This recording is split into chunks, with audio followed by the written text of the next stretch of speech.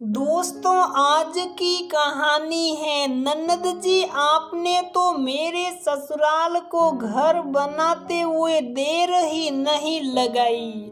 दोस्तों, कहानी शुरू करने से पहले अगर आपने हमारे चैनल को सब्सक्राइब नहीं किया है तो सब्सक्राइब कर लीजिए ताकि आपके पास पहुंचे हर नया वीडियो।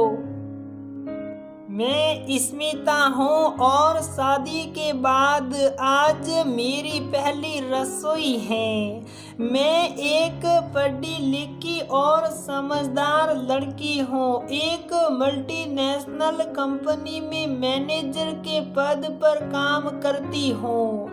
शुरू से ही पढ़ाई में अव्वल रही हूँ और हमेशा अच्छे नंबरों से पास हुई, जिसके चलते पापा ने भी मेरी शिक्षा पर पूरा ध्यान दिया और आज मैं अपने क्षेत्र में एक अलग पहचान रखती हूँ। ये तो रहे मेरी पहचान की बात, लेकिन आज मैं थोड़ा सा घबराई हुई हूँ क्योंकि आज मेरी ससुराल में पहली रसोई है और खाना बनाने में मैं थोड़ी सी कच्ची हूँ। हालांकि जब मम्मी जी ने कल मुझे पहली रसोई के बारे में बताया तो मैंने YouTube पर देखकर काफी सारी रेसिपी समझ ली हैं, लेकिन फिर भी न जाने क्यों डर के मारे पसीना छूट रहा है।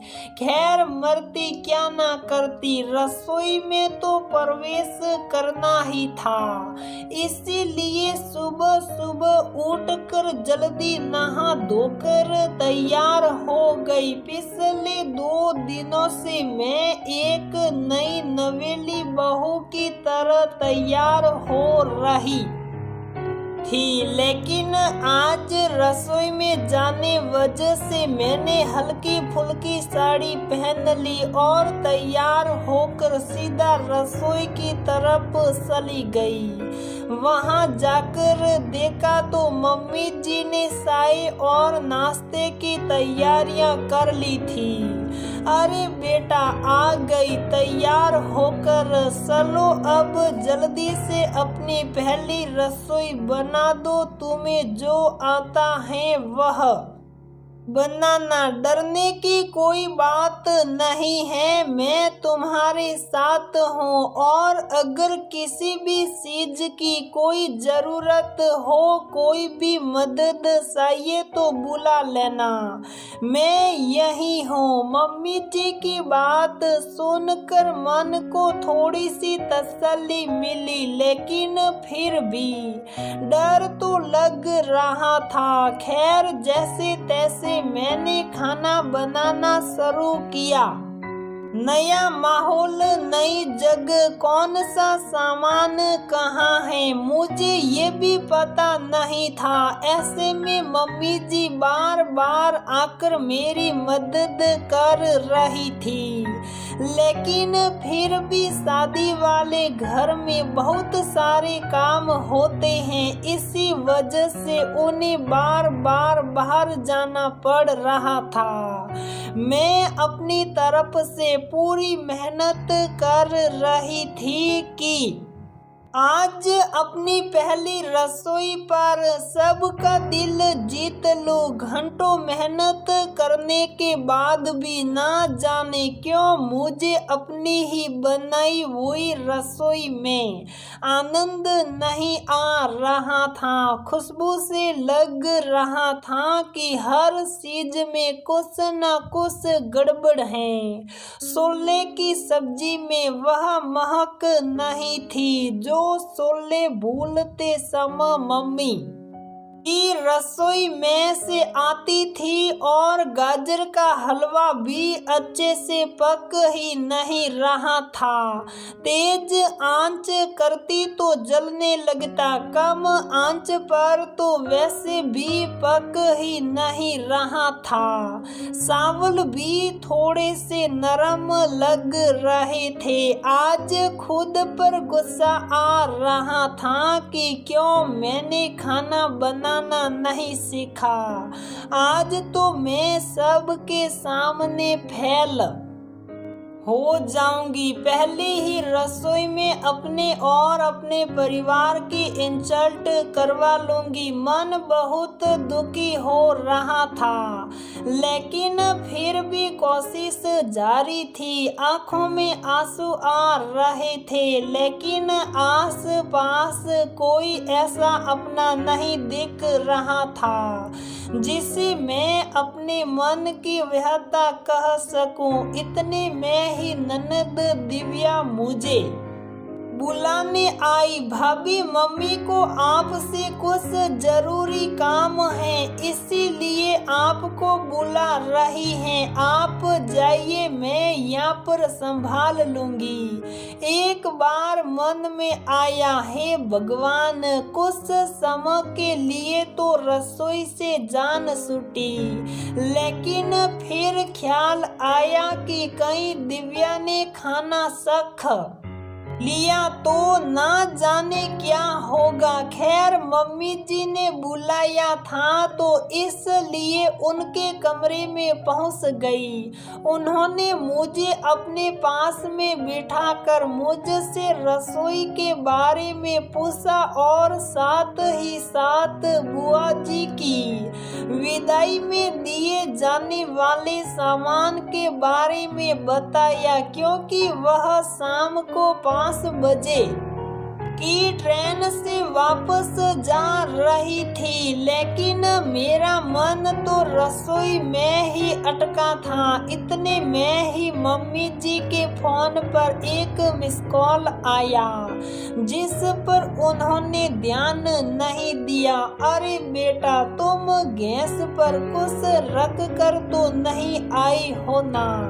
जाओ, जाकर देख लो कुछ जल ना जाए। वैसे तो दिव्या है वहां पर, ठीक है मम्मी जी, मैं जाती हूँ। इतना कहकर मैंने रसोई की तरफ दौड़ लगाई, लेकिन ये क्या, रसोई तो पूरी खाली थी। केवल दिव्या पूरियां तल रही थी। खाना कहाँ गया? बाहर आकर देखा तो खाना डाइनिंग टेबल पर लग चुका था। मैं समझ गई कि दिव्या ने ही सारा खाना डाइनिंग टेबल पर लगा दिया है और मेरे पास आकर बोली, भाभी, मैंने खाना लगा दिया है और सबको बुलाकर लाती हूँ।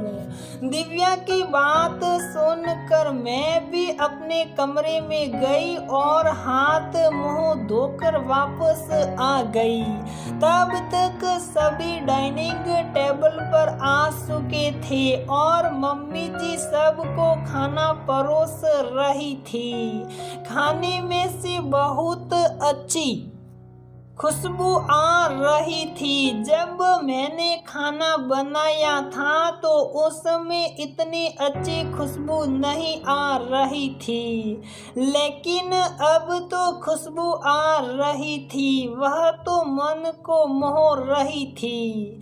ये क्या चमत्कार था? पास जाकर देखा तो पता चला कि सब्जियों के रंग, रूप, स्वाद और खुशबू सब कुछ बेहतरीन थे। अब मैं समझ गई थी कि मम्मी जी ने क्यों मुझे अपने पास बुलाया था और क्यों ननद दिव्या ने रसोई में आकर कहा था कि आप जाओ, मैं यहाँ संभाल लूंगी। दिव्या ने तो मेरे बेस्वाद खाने में स्वाद भर दिया था ताकि कोई मुझ पर अंगुली ना उठा पाए, कोई ये ना कह पाए कि मुझे मुझे खाना बनाना नहीं आता। परिवार के सभी सदस्य खाना खाते खाते तारीफों के पुल बांध रहे थे। कोई हलवे की तारीफ करता तो कोई छोले की सब्जी की, कोई सूखी आलू गोभी की तारीफ करता तो कोई मेथी वाली पूरियों की।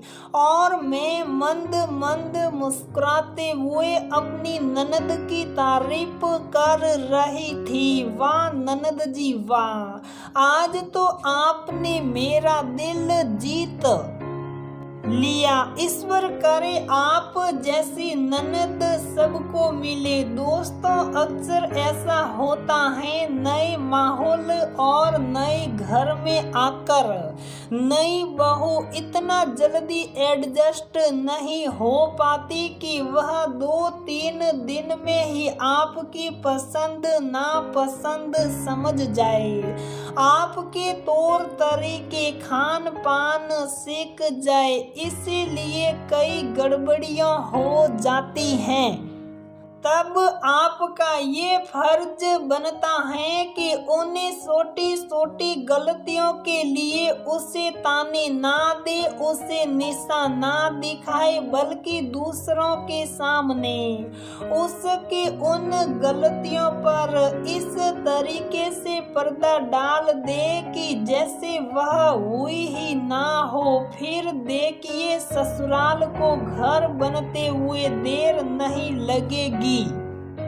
तो दोस्तों हमारी ये कहानी यहीं पर समाप्त होती है।